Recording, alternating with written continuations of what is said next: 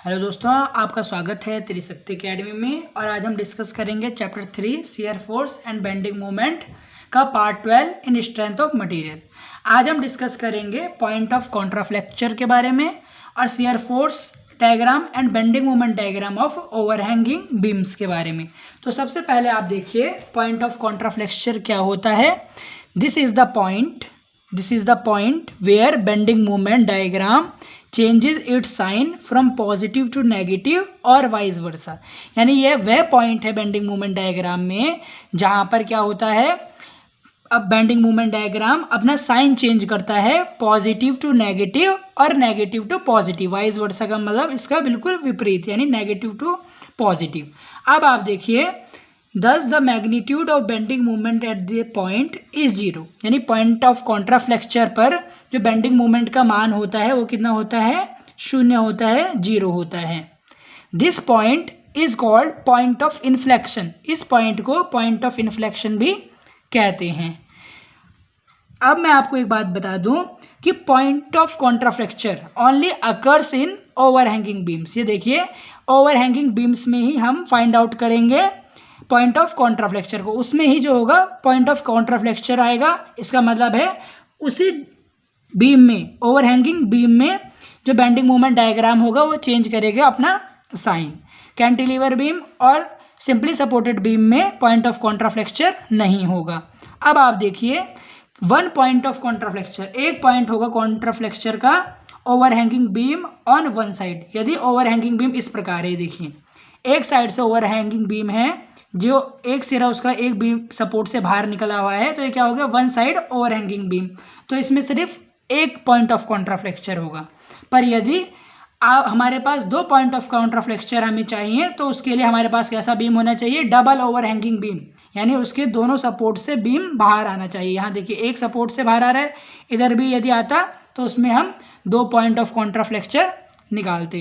अब आप देखिए, अब हम डिस्कस करेंगे shear force and bending moment diagram of overhanging beam, कि हम कैसे शियर फोर्स और बेंडिंग मोमेंट डायग्राम बनाते हैं ओवरहैंगिंग बीम के लिए। आप देखिए यहाँ पर हमारे पास एक ओवरहैंगिंग बीम है जिसमें दो सपोर्ट हैं A and B. There are two supports A and B. तो इन पर दोनों ही रिएक्शन होंगी, R A and R B. इन पर आप देखिए डी और सी पॉइंट पर दो पॉइंट लोड लग रहे हैं। डी पॉइंट पर 40 किलो न्यूटन का पॉइंट लोड और सी पॉइंट पर 20 किलो न्यूटन का पॉइंट लोड लग रहा है। इनकी डिस्टेंस भी देखिए, डी की डिस्टेंस ए से 2 मीटर है, ऐसे ही बी की डिस्टेंस भी डी से 2 मीटर है और सी की डिस्टेंस भी बी से 2 मीटर है। तो सबसे पहले हम क्या करते हैं, कैलकुलेट करते हैं सपोर्ट रिएक्शन को। सपोर्ट रिएक्शन को कैलकुलेट करेंगे तो R A plus R B is equal to 40 plus 20 kilo newton is equal to 60 kilo newton. क्योंकि हमें पता है सिंपली, यहाँ पर आप देखिए कि जो ये सपोर्ट हैं ये कैसे फोर्स को रेजिस्ट कर रहे हैं, एक वर्टिकल फोर्स को। तो R A plus R B क्या हो जाएगा, 40 प्लस 20 किलो न्यूटन। तो हमारे पास आ जाएगा 60 kilo newton. Sum of vertical force is equal to 0 रखने पर इक्विलिब्रियम के लिए। अब आप देखिए, हमें आर ए और आर बी पर रिएक्शन फाइंड आउट करनी है। तो हम क्या करेंगे, मोमेंट ले लेंगे ए के अबाउट। तो मोमेंट क्या हो जाएगा, ए पर 0 हो जाएगा। अब आप देखिए कि जो एंटी क्लॉकवाइज मूवमेंट होंगी किसके बराबर होंगी, वो क्लॉकवाइज मूवमेंट की। तो देखिए जो आर बी है, ये जो 4 मीटर डिस्टेंस पर है ए से, तो ये कैसी मूवमेंट कर रहा है, anti clockwise, anti clock movement कर रहा है। तो आर बी इंटू 4, बल्कि ये जो 20 और 40 किलो न्यूटन है ये कैसी मूवमेंट करेंगे, क्लॉकवाइज। ये क्लॉकवाइज रोटेट होंगे। तो 40 इंटू 2 और 20 इंटू 6 को जब हम जोड़ेंगे तो ये हमारे पास ये आ जाएगी क्लॉकवाइज मूवमेंट। यहाँ से हम आर बी की वैल्यू इजीली फाइंड आउट कर लेंगे, वो हमारे पास आएगा 50 किलो न्यूटन। ये हमारे पास आ गया 50 किलो न्यूटन। तो यहाँ पर आप लिख दीजिए आर बी की वैल्यू 50 किलो न्यूटन है। अब आप देखिए, हमें पता है कि दोनों जो रिएक्शन है उनका जो योग है वो 60 है। तो एक यदि हमारा 50 है तो दूसरा कितना होगा, अरे 10 किलो न्यूटन। ये भी हमने फाइंड आउट कर लिया है। यहाँ पर आप लिख दीजिए 10 किलो न्यूटन। अब आप क्या करेंगे, अब हम करेंगे शियर फोर्स कैलकुलेशन। अब हम करेंगे शियर फोर्स कैलकुलेट करेंगे। अब आप देखिए यहाँ पर shear force at C. Shear force जब हम सी पर निकालेंगे तो यहाँ पर आप देख रहे हैं कि सेक्शन के राइटवर्ड एक डाउनवर्ड फोर्स लग रही है 20 किलो न्यूटन की।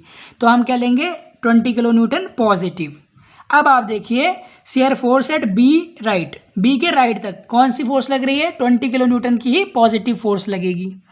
जब पर यदि आप बी के लेफ्ट में आएंगे तो यहाँ पर आप देख रहे होंगे राइट वर्ड इसके 50 किलो न्यूटन की एक अपवर्ड फोर्स लग रही है। देखिए 20 माइनस 50, क्योंकि ये यदि सेक्शन के राइट वर्ड अपवर्ड फोर्स लगे तो कैसे शियर फोर्स कंसीडर करते हैं, नेगेटिव। तो 20 minus 50 is equal to minus 30 kilo newton, यानी शियर फोर्स बी के लेफ्ट में कितनी है, माइनस 30 किलो न्यूटन।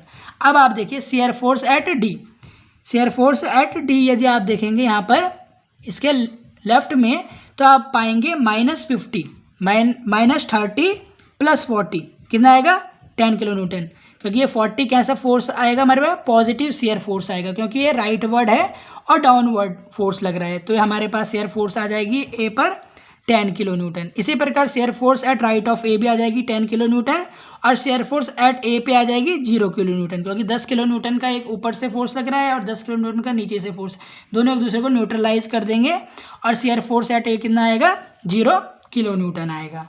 अब आप देखिए बेंडिंग मोमेंट कैलकुलेशंस। सबसे पहले आप बेंडिंग मोमेंट देखिए सी पर बेंडिंग मोमेंट क्या होगी, 0 होगी।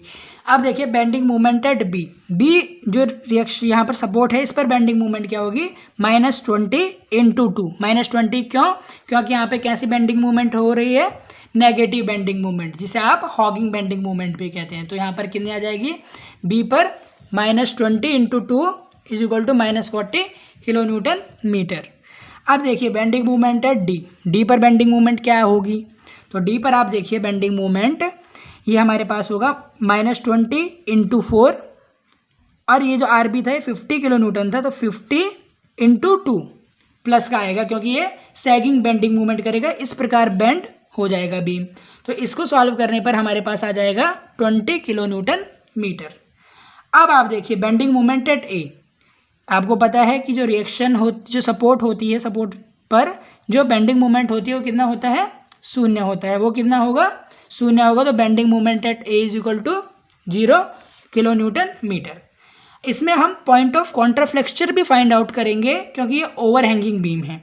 पर ओवरहैंगिंग बीम में जब हम पॉइंट ऑफ कॉन्ट्राफ्लेक्चर फाइंड करेंगे उससे पहले हम शियर फोर्स डायग्राम और बेंडिंग मोमेंट डायग्राम बना लेते हैं, फिर आप उसको इजीली अंडरस्टैंड कर पाएंगे। अब आप देखिए यहाँ पर हमने क्या किया, एक लोडेड बीम बना दिया है, और इसमें अब हम क्या करेंगे, shear force diagram and bending moment diagram बनाएंगे। बिल्कुल इसके नीचे हमने इसी लेंथ, जो बीम की लेंथ थी वही लेंथ का हमने क्या ले ली, लाइन खींच ली है। देखिए सी पॉइंट पर जो शियर फोर्स है वो कितना है, 20 किलो न्यूटन है। वो कितना है, 20 किलो न्यूटन। तो हम सी से जाएंगे ऊपर 20 किलो न्यूटन, इस प्रकार से जाएंगे। देखिए 20, हम 1 mm को 1 किलो न्यूटन मान रहे हैं। 1 mm is equal to 1 kilo newton. ये स्केल है हमारे पास, ठीक है, ये हमारे पास है स्केल। अब आप देखिए ये हो गया 20 सी पॉइंट पर।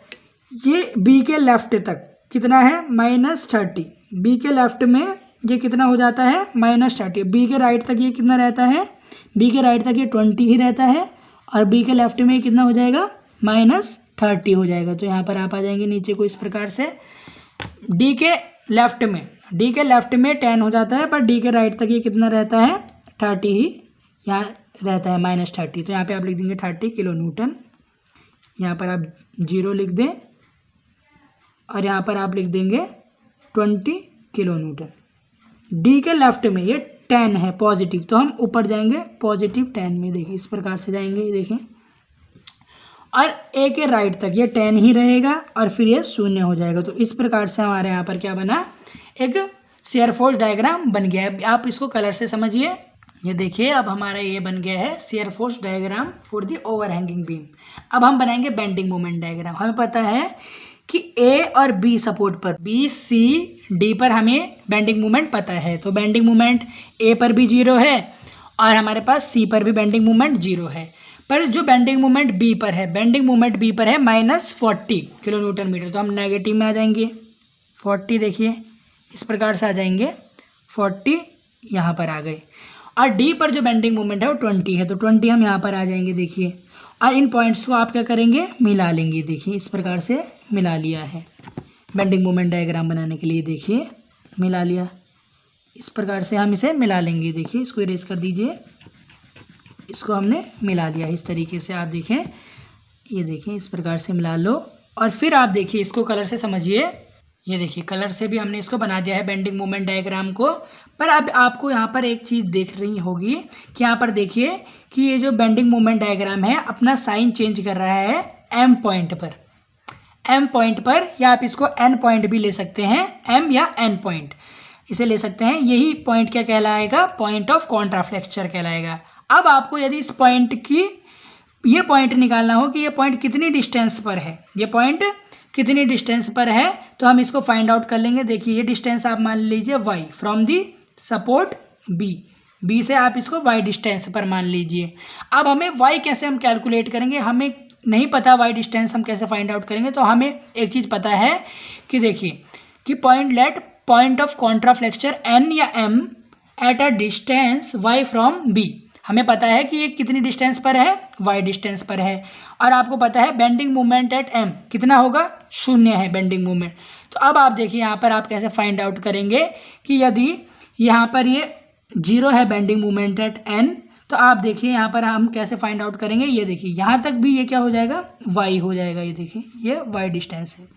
तो यदि आप ये पॉइंट मान लीजिए कि यदि ये हमारे पास पॉइंट ऑफ कॉन्ट्राफ्लेक्चर है, तो देखिए बेंडिंग मोमेंट हम इस पॉइंट पर कैसे निकालेंगे, -20 y + 2 y + 2 + 50, क्योंकि 50 किलोन्यूटन इंटू वाई, ये हम बेंडिंग मोमेंट निकाल लिया =0।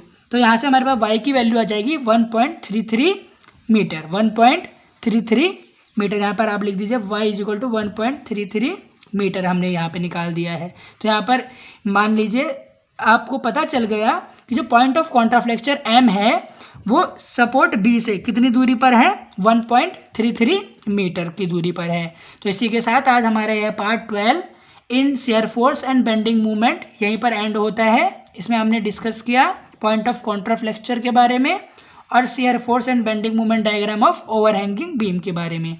यदि आपको इस वीडियो से रिलेटेड कोई भी क्वेरी हो तो आप त्रिशक्ति एकेडमी के कमेंट सेक्शन में कमेंट कर सकते हैं। और यदि यह वीडियो आपको अच्छी लगी हो तो प्लीज़ आप इसे लाइक कर सकते हैं। बहुत बहुत धन्यवाद।